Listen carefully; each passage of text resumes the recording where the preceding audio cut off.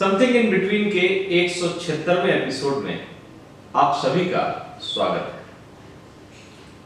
शिक्षा के क्षेत्र में अखिल भारतीय तकनीकी शिक्षा परिषद AICTE का एक फैसला आजकल चर्चा में है। चर्चा का कारण है AICTE ने इंजीनियरिंग के कुछ विषयों की पढ़ाई के लिए 12वीं कक्षा में फिजिक्स, मैथ्स और केमिस्ट्री विषयों की अनिवार्यता खत्म कर दी है। मतलब अब अगर किसी विद्यार्थी ने 12वीं में PCM नहीं लिया, वह भी इंजीनियरिंग की परीक्षा देने और इंजीनियर बनने का हकदार है। AICTE का दावा है कि ये फैसला अलग अलग शैक्षणिक पृष्ठभूमि से इंजीनियरिंग की पढ़ाई के लिए आने वाले छात्रों को राहत देने के लिए लिया गया है। जाहिर तौर पर आजादी के बाद इस तरह का ये फैसला है। इस फैसले का इंजीनियरिंग के क्षेत्र की पढ़ाई और करियर दोनों ही क्षेत्रों में व्यापक प्रभाव होगा। इसलिए AICTE के इस फैसले की शिक्षा क्षेत्र में व्यापक चर्चा हो रही है। चर्चा के दौरान एक वर्ग AICTE के फैसले के समर्थन में है तो दूसरा विरोध में। विरोध का कारण समझ में आता है, क्योंकि इससे पहले इंजीनियरिंग की पढ़ाई के लिए PCM को अनिवार्य माना जाता था। PCM के बिना इंजीनियरिंग की कोई कल्पना भी नहीं कर सकता था। अब यह अनिवार्यता खत्म हो गई। हालांकि यह जानना जरूरी है कि इसमें AICTE का क्या पक्ष है। सबसे पहले हमें यह जानना जरूरी है कि PCM के बिना इंजीनियरिंग की नई व्यवस्था में और क्या-क्या नए प्रावधान किए गए हैं। AICTE ने इसके लिए कई विकल्प दिए हैं। मसलन AICTE के संशोधित नियमों के अनुसार ऐसे 14 विषय तय किए गए हैं, जिनमें से कोई 3 12वीं कक्षा में लिए जा सकते हैं। विकल्प के तौर पर 14 विषयों को शामिल किया गया है, जिसमें से 3 विषयों के सहारे इंजीनियरिंग की परीक्षा दी जा सकती है। इन 14 विषयों में physics, mathematics, chemistry, computer science, electronics, information technology, biology, informatics practice, biotechnology, technical vocational subject, engineering graphics, कृषि, व्यवसायिक अध्ययन, उद्यमिता इत्यादि शामिल है। इन तीनों विषयों में सामान्य वर्ग के लिए न्यूनतम 45% और आरक्षित वर्ग के लिए न्यूनतम 40% आरक्षित अंक लाने जरूरी है। अचानक लाए गए इस बदलाव के संदर्भ में AICTE के अध्यक्ष अनिल सहस्त्रबुद्धे की अपनी राय है। अनिल कहते हैं कि बदलाव की जरूरत शिद्दत से महसूस की जा रही थी। पुराना पैटर्न कई मायनों में हास्यप्रद था। मसलन कंप्यूटर साइंस फैकल्टी को अपने पूरे करियर के दौरान केमिस्ट्री की जरूरत नहीं पड़ती, मगर पुराने नियमों के मुताबिक कंप्यूटर साइंस के विद्यार्थी को भी एक ऐसे विषय केमिस्ट्री की जरूरत से ज्यादा पढ़ाई करनी पड़ती थी जिसका उसके करियर से कोई लेना देना ही नहीं था। AICTE के अध्यक्ष कहते हैं कि ऐसा ही विरोधाभास इंजीनियरिंग क्षेत्र से जुड़े अन्य पहलुओं को लेकर भी था। मसलन बायोटेक्नोलॉजी, बायोइंफॉर्मेटिक्स की फैकल्टी और स्टूडेंट्स को करियर के लिए बायोलॉजी की ज्यादा जरूरत होती है, मगर ऐसे विद्यार्थियों को भी PCM पढ़ना पड़ता था जिसका उनके क्षेत्र से प्रत्यक्ष या परोक्ष कोई लेना देना ही नहीं। इसी तरह कंप्यूटर साइंस में कहा जा सकता है कि इसमें कंप्यूटर प्रोग्रामिंग की पृष्ठभूमि वाले स्टूडेंट्स की जरूरत होती है। यही एग्रीकल्चर, इंजीनियरिंग और कुछ अन्य विषयों में भी होता है। मतलब एक लंबी श्रृंखला है जिसमें विद्यार्थी को ऐसे विषय में पसीना बहाना अनिवार्य होता था जिसका उनके क्षेत्र और करियर से कोई लेना देना ही नहीं। इसी खामी को दूर करने के लिए नई शिक्षा नीति के तहत ऐसे विद्यार्थियों को सुविधाजनक स्थिति देने का प्रयास किया गया है। यहां ध्यान देने वाली बात यह है कि करीब एक दशक पहले ही इंजीनियरिंग के लिए केमिस्ट्री को अनिवार्य विषयों से हटा दिया गया था।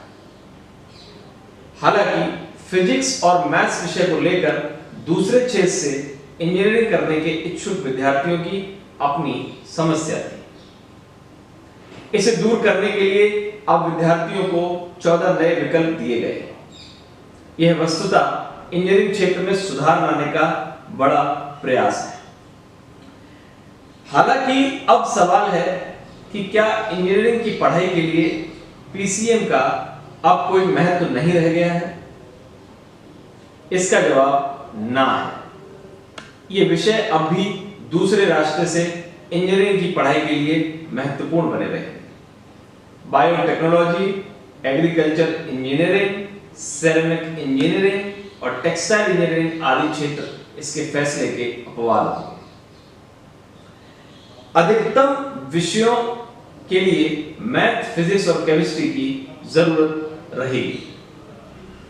एआईसीटीई के मुताबिक ये नया नियम एक विकल्प के तौर पर दिया गया है, लेकिन ये शैक्षणिक संस्थानों के लिए अनिवार्य नहीं है। अगर कोई कॉलेज और संस्थान पीसीएम वाले विद्यार्थियों को ही एडमिशन देना चाहता है तो नए नियम इसमें बाधा नहीं बनेंगे। जेईई और अलग अलग राज्यों की प्रवेश परीक्षाएं आयोजित करने वाली संस्थाएं इन 3 विषयों में परीक्षा लेना जारी रख सकती हैं। दरअसल एआईसीटीई का पहला प्रयास इंजीनियरिंग की पढ़ाई में व्यापक सुधार लाने का ही है। लक्ष्य बस इतना है कि इंजीनियरिंग को करियर बनाने के इच्छुक विद्यार्थी वही विषय पढ़ें जो भविष्य में उनके करियर को आगे बढ़ाने के लिए मददगार बने। हालांकि व्यापक सुधार के दावों के बीच इंजीनियरिंग की प्रवेश परीक्षा इस पूरी प्रक्रिया पर सवाल खड़ा करती है। मसलन प्रवेश परीक्षा में सफल होने के लिए विद्यार्थियों को पीसीएम की मजबूत तैयारी पहले की तरह करनी होगी। जेईई मेन और जेईई एडवांस का सिलेबस 11वीं और 12वीं के मैथ्स, फिजिक्स और केमिस्ट्री विषयों पर आधारित होता है। परीक्षा में इसी से सवाल पूछे जाते हैं। नए नियमों में जेईई मेन और एडवांस में कोई बदलाव नहीं किया गया है। ये परीक्षाएं पहले की तरह मैथ, फिजिक्स और केमिस्ट्री आधारित ही रहेंगी। अब चूंकि प्रवेश परीक्षा में मैथ्स, फिजिक्स और केमिस्ट्री की अनिवार्यता पहले की तरह बरकरार रहेगी, ऐसे में नए नियम से सुधार आने की संभावना पर सवाल उठ रहे हैं। जाहिर तौर पर अगर प्रवेश परीक्षा के लिए नए नियमों के अनुरूप परीक्षा के नए मानक नहीं बनाए गए तो विद्यार्थियों को पहले की तरह पीसीएम से मुक्ति नहीं मिलेगी। यहां यह समझना भी जरूरी है कि जेईई मेन में मिले स्कोर के आधार पर सभी एनआईटी राष्ट्रीय प्रौद्योगिकी संस्थान और अन्य इंजीनियरिंग कॉलेज में एडमिशन हो सकता है, लेकिन आईआईटी में प्रवेश के लिए जेईई एडवांस देना जरूरी होता है। इंजीनियरिंग और मेडिकल की तैयारी कराने वाले कोचिंग इंस्टीट्यूट नए नियम में स्पष्टता न होने को बड़ी चूक करार देते हैं। ऐसे इंस्टीट्यूट का कहना है कि नया नियम बनाने के साथ इसे बेहतर ढंग से स्पष्ट करने की भी जरूरत है। मसलन जब बच्चा इंजीनियरिंग की पढ़ाई करेगा तो उसके लिए मैथ और विज्ञान जानना बहुत जरूरी है। किसी भी इंजीनियरिंग की ब्रांच में मैथ्स, फिजिक्स और केमिस्ट्री का बेसिक जरूरी होता है।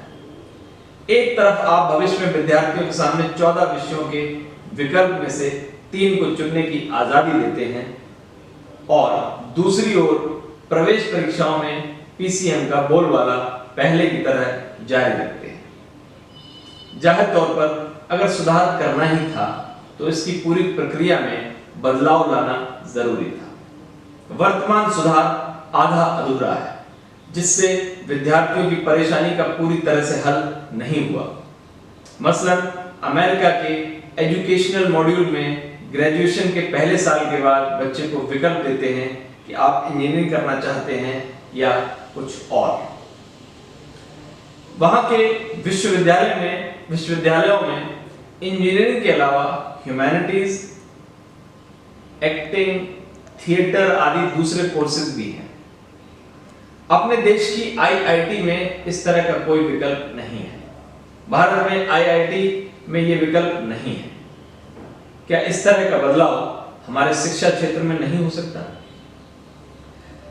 जाहिर तौर पर किसी भी क्षेत्र में बदलाव वक्त की जरूरत है, मगर बदलाव लाते समय सभी पक्षों का ध्यान रखा जाना जरूरी है। बदलाव लाने से पूर्व नीति निर्माताओं को सभी पहलुओं का अध्ययन कर और ठोक बजाकर बदलाव लाना चाहिए। इसकी कमी के कारण समस्याएं कम होने और लाभ मिलने की जगह भ्रम की स्थिति पैदा होती है। नमस्कार।